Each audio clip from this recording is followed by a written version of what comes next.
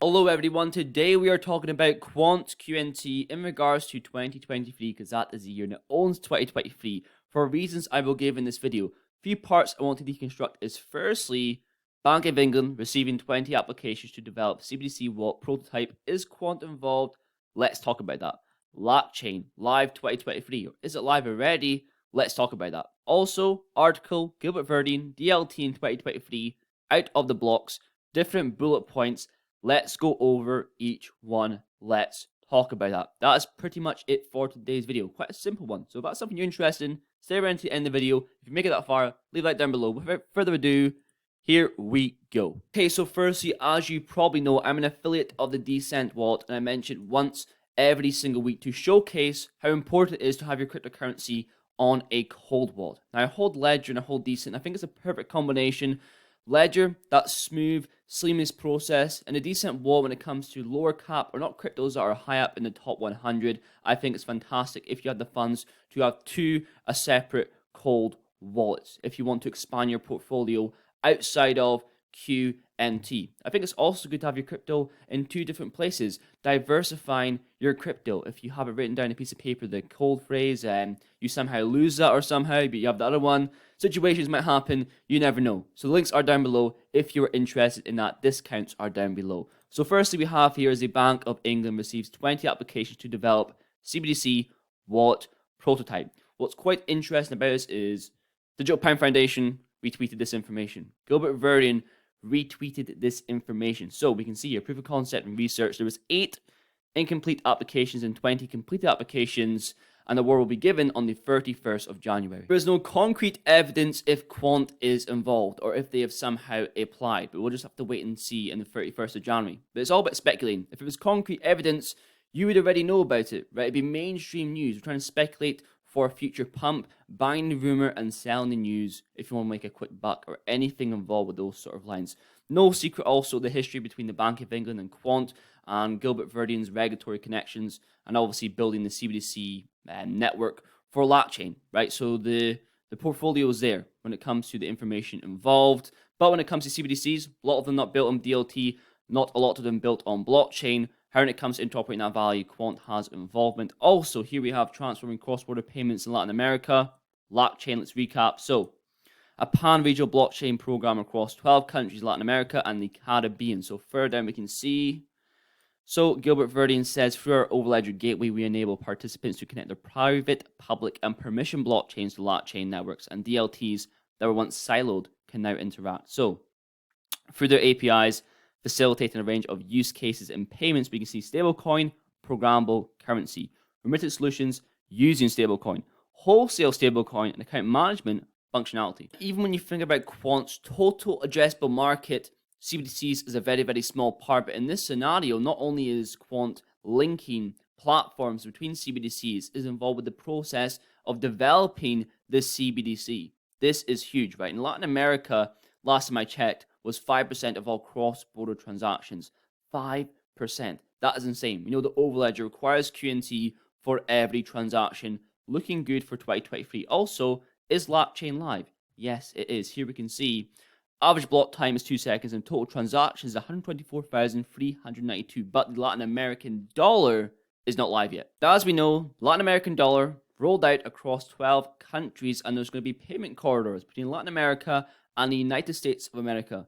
Very, very interesting. Also, what I love about this is really makes it digestible, and you can sort of see the new era of finance, of the digital world, when it comes to cryptocurrencies and blockchain, right? Where it comes to these individuals who know nothing about blockchain, nothing about DLT, nothing about cryptocurrency, using QNT without even knowing about it. Just a taster for the future going forward. And also here is an article written by Gilbert Verdine, DLT in 2023 out of the blocks. Let's go over some points here so we can see. Number 1, there will be agreement that the unregulated crypto environment has failed. So FTX, Crypto Winter, Terra Luna, you already know the score of that. So calls for more stringent rules will turn into demands.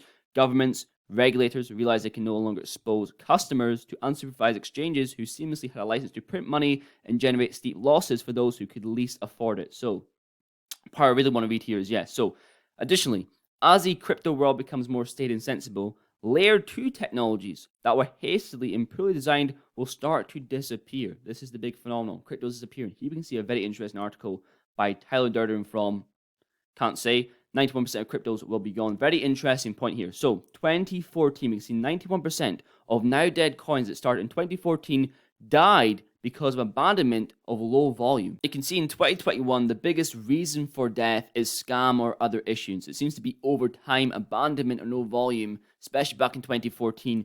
Which ones will be abandoned?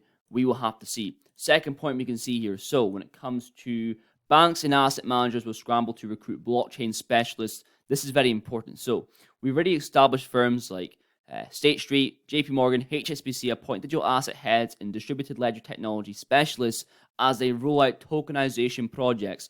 2023 will see these skills increasingly in demand as financial services firms realize the value of blockchain and enhancing their operations and adding new revenue to their bottom line. Very important. The challenge lies in finding the right people.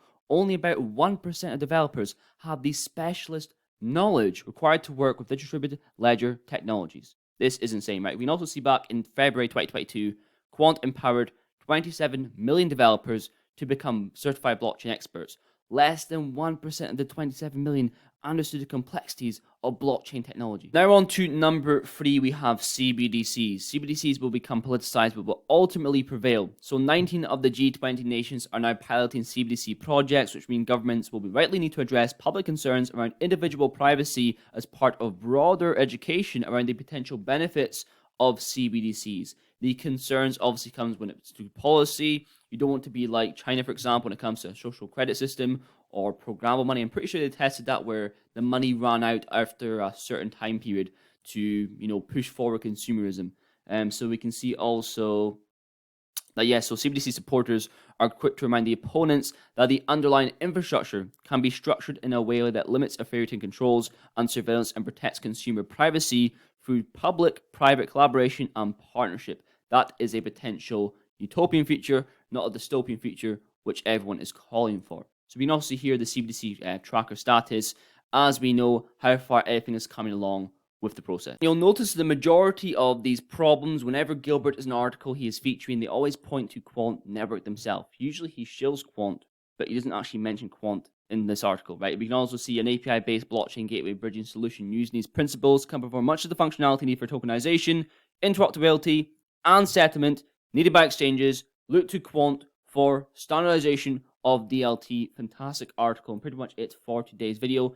To think back to this, and when it comes to information, you have to think about how many NDAs these people are under, right? So if you think about Casper Labs, for example, if you look over, you can't really see too much going on, too much depth, but there was an interview where they stated they were in, I can't remember the exact number, but so many NDAs, non-disclosure agreements with Fortune 500 companies. Think how many Quant is under. Can't display any information about what is going on. That's why so many people are breadcrumbing situations, trying to figure out what is actually going on behind the scenes. But that's pretty much it for today's video.